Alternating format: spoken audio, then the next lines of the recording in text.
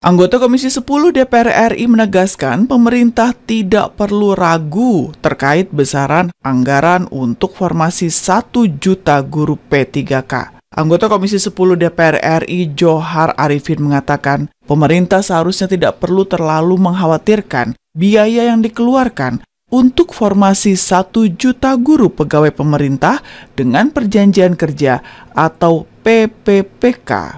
Menurutnya tenaga pendidik merupakan garda terdepan yang perlu diperhatikan kesejahteraan dan kualitasnya. Johar menambahkan, saat ini Indonesia masih membutuhkan banyak tenaga pendidik. Johar mendorong pemerintah tidak melihat pendidikan hanya sebatas kewajiban, melainkan investasi untuk peningkatan kualitas SDM Indonesia. Ya, ini harus dirubah cara berpikir mindset kita, terutama pemerintah. Pendidikannya dengan investasi, ya bukan melaksanakan kewajiban. Nah, investasi tentu ada keuntungan diharapkan, ada profit. Apa keuntungannya? Kualitas SDM kita ya akan baik, akan meningkat. Sejauh ini, mayoritas daerah hanya mampu memenuhi maksimal 60% dari kuota yang diberikan. Untuk itu, Johar Arifin meminta agar Pemda tidak perlu ragu untuk mengalokasikan dana karena anggaran untuk formasi 1 juta guru P3K tersebut akan disubsidi dari APBN pusat. Itu karena sudah diberitahu dari awal bahwa itu akan disubsidi dari APBN pusat. Jadi sebenarnya tidak ada masalah bagi pemerintah daerah untuk tidak mengirimkan nama-nama sesuai dengan jumlah jatah kota yang diberikan. Selain itu, berdasarkan berita media online jpnn.com, Komisi 10 DPR RI desak Kemendikbud isi kuota guru P3K yang kosong dengan CPNS. Kuota 1 juta guru P3K pegawai pemerintah dengan perjanjian kerja yang disiapkan Kementerian Pendidikan dan Kebudayaan Kemendikbud tidak terpenuhi. Data Kementerian Pendayagunaan Aparatur Negara dan Reformasi Birokrasi, Kemenpan RB per tanggal 27 Januari tahun 2021, baru mencapai 515.000 lebih formasi yang diusulkan oleh 436 Pemda. Sementara rencana perekrutan P3K digadang-gadang diumumkan Kemenpan RB pada pertengahan Maret mendatang. Terhadap hal ini Wakil Ketua Komisi 10 DPR RI Abdul Fikri Fakih ikut menyayangkan kosongnya kuota guru P3K ini.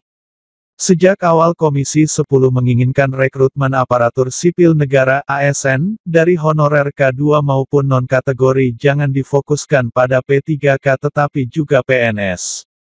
Selain itu, Komisi 10 juga mendesak pemerintah jangan hanya mengakomodir guru dan mengabaikan tenaga kependidikan.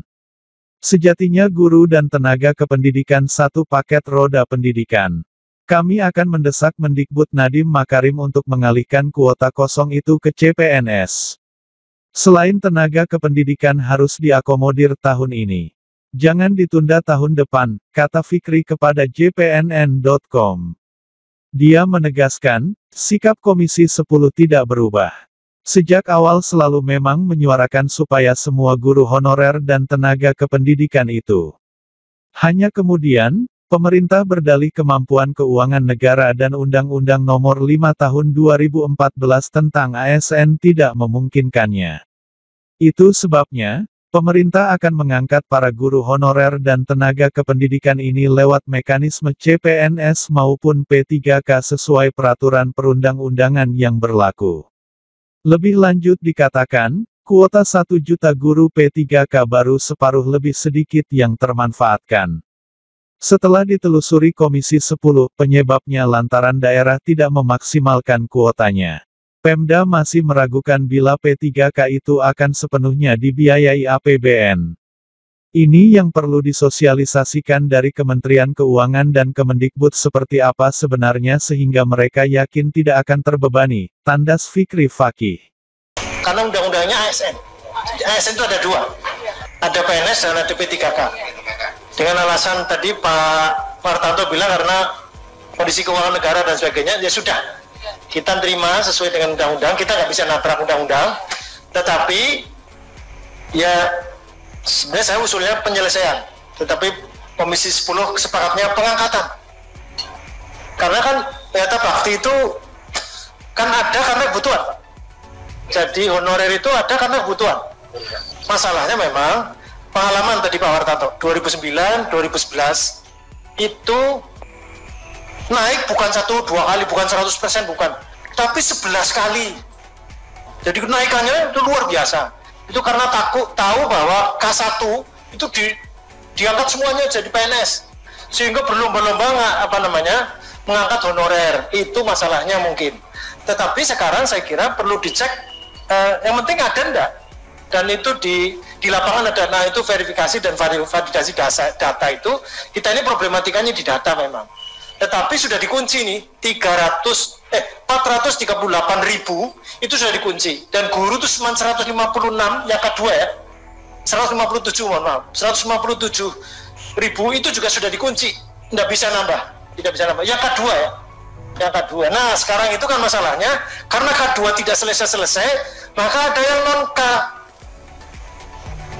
Mestinya kan 2005 PP 48 itu 2006 itu selesai lah gitu. Ternyata 2009 nggak selesai, 2012 malah keluar PP 56 dan seterusnya sampai kemudian kemarin 2019 itu mau diselesaikan semua. Jadi rapat gabungan 2 kali atau 3 kali kalau nggak salah terakhir, sehingga mestinya demonya kan PNS harga mati.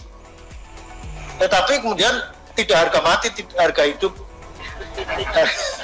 Harga susah ya kalau kemudian akhirnya rapat gabungannya tertutup dan pemerintah mengajukan 3 skema. 3 skema itu sesuai dengan undang-undang ada 2, yaitu PNS dan P3K. Kemudian satunya itu guru dengan gaji sesuai dengan UMK atau UMR gitu. Jadi ini yang tetapi sekarang nggak ada diskusi menjadi 3 karena undang-undangnya hanya 2.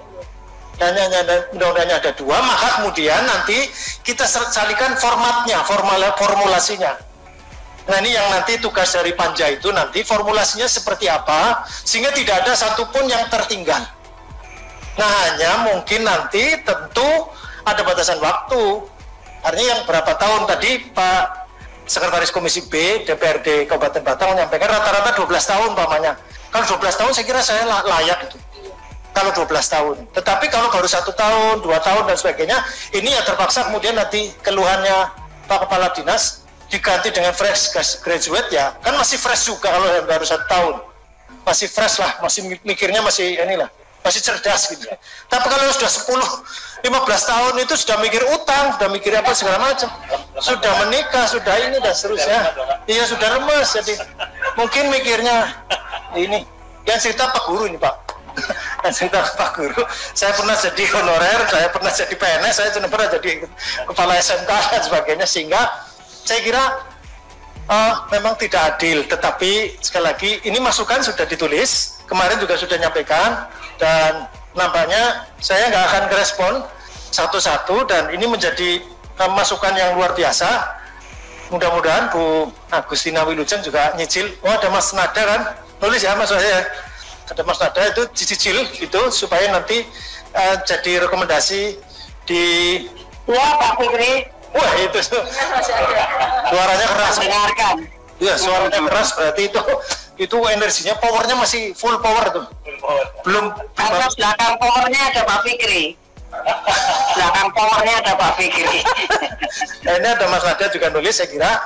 Jadi nanti mohon maaf, bukan menyerahkan begitu ya, tapi bareng-bareng bersama-sama. Jadi Bapak Ibu itu nanti mengawal bersama. Jadi yang sudah-sudah misalnya, dulu itu lembaga kursus dihilangkan begitu saja oleh Kemendikbud, ada demo, ada apa segala macam, kita atur, kemudian diatur sampai ke Komisi 10, dialog dengan Komisi 10 dan sebagainya, akhirnya dapat 2 ya, rumahnya dapat 2 ya, 2 direktur ya Pak, pas 1 direktur, tapi ada di pendidikan vokasi, di vokasi saja, ya, tapi ada jelas rumahnya, tadinya nggak ada rumahnya. Loh, ini Kemendikbud gimana kalau tiba-tiba menghilangkan begitu saja, kursus-kursus mau dibubarkan saja atau bagaimana, atau juga lembaga lain, ternyata luar biasa. Jadi ini nggak ada yang tidak didengar kalau kita bersama-sama, jadi bersama-sama, jangan kemudian nyerahkan ini, wah nanti kalau nggak sukses DPR-nya memang nggak bisa kerja atau apa, nggak bisa begitu Pak, bareng-bareng Kan kita terbatas sesuai dengan kewenangan kita masing-masing. Sehingga saya tidak perlu merespon, termasuk ini Bapak Ibu yang COE kosong Pak, monggo, saya kan sudah kasih ini, dan sudah didengar ini. Meskipun, tapi kan di dirjennya dirjen vokasi ya Pak. Nah, mohon ini keluhan Bapak-Bapak dari sini, COE, Center of Excellence, SMK, yang lain pada dapat, sini zong katanya ya Pak, begitu, istilahnya zong, istilahnya kosong. Tadi masa 1-2 enggak ada. 1-2 itu apa gunanya kita datang ke sini Pak, gitu. Jadi minta tolong. Itu Pak Martanto silakan. Kan ada 500 masa 1-2 enggak dapat ya Pak, masa kosong sama sekali. Iya, ya mudah-mudahan, makanya Bapak mendengar Pak Somanta ya, ya itu. Jadi ini silahkan dicatat Pak Martanto, dicatat aja nomornya. Dicatat nomornya. Meskipun itu beliau direktur kursus, tetapi kan satu dirjen. Direktur SMK kebetulan lagi kena COVID bersama keluarganya, sama istrinya dan sebagainya, masih, sehingga mungkin nggak bisa ke sini. Saya memang sudah pesen-pesen kalau bisa kita datang bersama dengan pengambil kebijakan, bukan yang nanti kita tampung, kita sampaikan, oh enggak bisa. Kita sampaikan, ini Pak Martanto langsung juga, tapi ini beliau direktur khusus. Jadi kalau ada hal-hal yang lain, tadi sudah mengingatkan beliau, jangan tidak nyebut-nyebut kursus dong.